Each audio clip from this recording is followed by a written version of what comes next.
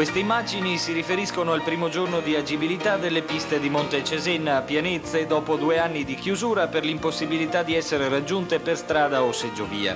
Anche questa riapertura, pur non confortata da una massiccia presenza di sciatori, ma la neve era caduta solo il giorno prima, può essere il simbolo di una stagione sciistica e turistica che durante le vacanze di Natale ha fatto registrare il tutto esaurito ed un notevole aumento di presenze in tutte le località montane del Veneto. La stagione, come ormai tradizione meteorologica da molti anni, continuerà sino a primavera, ma è già possibile stilare un primo positivo bilancio.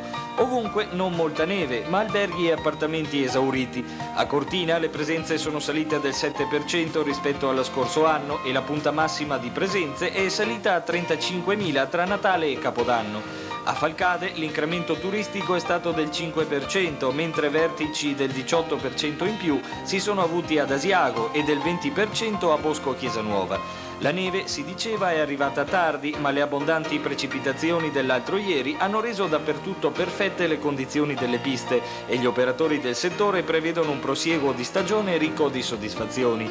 Tra l'altro, nelle varie località, in febbraio e oltre sono previsti sconti, agevolazioni e combinazioni particolari che non possono che invogliare chi ha sinora preferito il tradizionale Natale con i tuoi.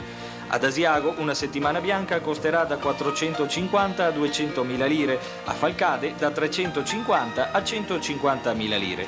I prezzi sono caduti come la neve, ora non resta che calzare sci e scarponi.